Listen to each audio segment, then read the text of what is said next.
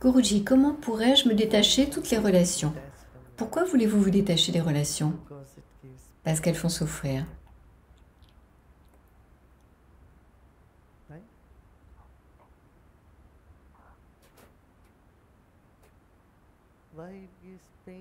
Pourquoi cela fait-il souffrir? Parce que vous n'avez pas une vision large de la vie.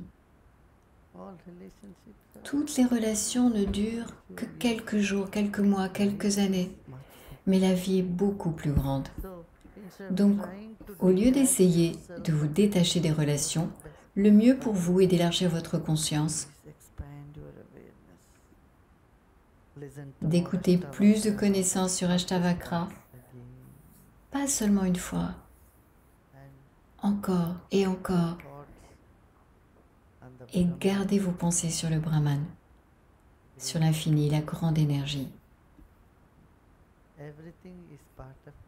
Tout en fait partie, tout le monde en est une manifestation.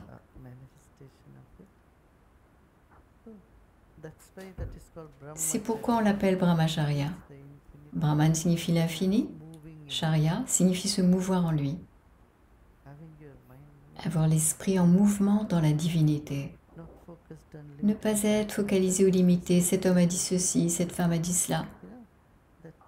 Vous savez que la petitesse d'esprit est toujours en train d'essayer de s'en prendre aux autres. Et ensuite vous entrez dans le désir et l'aversion et le désir. Cela va et vient, cela continue à l'infini. Alors élargissez votre vision. Soyez plus dans la connaissance spirituelle. Sachez que chaque être humain est comme une bulle dans l'eau. Combien de temps reste-t-elle?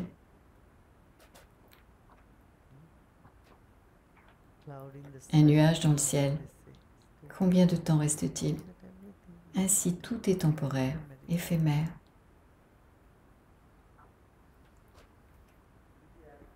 Guruji, je suis confus. Dans le mouvement Krishna, on dit s'abandonner à Krishna et le processus vous mènera au monde spirituel. Vous dites abandonnez-vous à moi et laissez aller tous vos problèmes. Alors, quel est le processus dans l'art de vivre pour retourner dans le monde spirituel?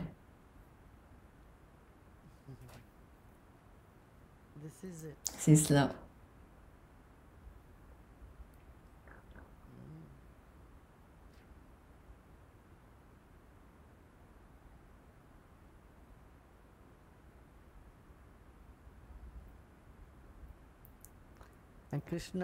Krishna a aussi dit « Ceux qui me perçoivent en tout être, en toute chose, et aussi tout être et toute chose en moi, sont les plus intelligents. » Pourquoi avez-vous oublié cela?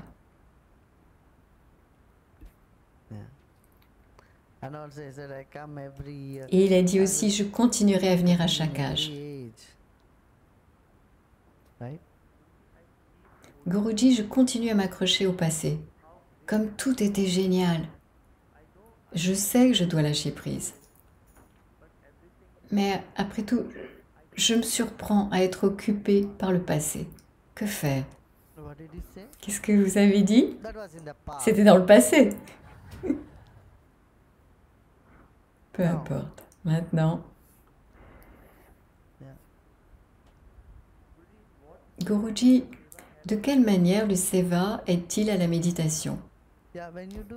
Oui, quand vous faites du seva, pour qui que ce soit, peu importe où que ce soit, peu importe le domaine, et peu importe de quelle manière que ce soit, cela apporte de l'énergie positive, des mérites.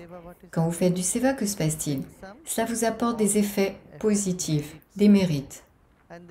Et ce sont ces mérites qui vous permettent d'aller plus loin dans la méditation. Si vous n'êtes pas capable de méditer profondément, c'est parce que vous êtes égoïste, vous pensez toujours à vous-même. Mais si vous avez fait un seva, un peu de service dans la société, cela vous apporte de plus en plus de mérites. Les mérites vous permettent de méditer plus profondément. C'est un des facteurs, pas le seul. Guruji, j'ai quelques difficultés à appliquer les principes et les valeurs de l'art de vivre au travail. Vous savez, les principes s'appliquent spontanément, naturellement. Il n'est pas nécessaire de faire un effort pour appliquer un principe. Quel principe? Accepter les gens comme ils sont? Et si c'est déjà au fond de l'esprit, vous allez commencer à le faire automatiquement. Donc, aucun des principes de l'art de vivre n'est tel que vous devez vous forcer à l'appliquer. Compris? Gardez l'équanimité. Qu'il y ait un succès ou un échec, cela se produit spontanément, vous n'avez pas remarqué? Après avoir fait les pranayama, le kriya et le reste, vous vous sentez beaucoup mieux, mentalement, physiquement, émotionnellement. Vous vous sentez plus fort pour faire face à la situation. Combien d'entre vous se sentent comme ça? Regardez, presque tout le monde. Tout le monde se sent mieux. Alors les choses s'améliorent. Ils vivent dans le moment présent. Et cela commence aussi à se produire spontanément, n'est-ce pas? Guruji, pourquoi parfois les choses semblent se produire avec un plan pour perturber la paix en soi? Et aussi, pourquoi les gens se comportent-ils de manière irrationnelle malgré tous nos efforts? Est-ce que vous vous comportez toujours de façon rationnelle? Posez-vous cette question. Vous comportez-vous de manière irrationnelle? Il en est ainsi de tout le monde. Tout le monde n'a rien d'autre qu'un reflet de vous-même et vous n'êtes qu'un reflet des autres. Donc, si leur comportement est immature, il faudra plus de temps pour qu'ils mûrissent. Soyez patient. Ou ils manquent de connaissances, alors donnez-leur de la connaissance. Il est inutile de s'asseoir et de se demander pourquoi les autres sont comme ça. Vous savez que nous nous inquiétons de ce qui se passe. Et pourquoi ça se passe? Et pourquoi un tel est comme ça? Vous devriez arrêter cela. Vous devriez vous retourner et regarder qu'est-ce que vous faites. Vous avez le contrôle sur ce que vous pouvez faire ou ce que vous faites.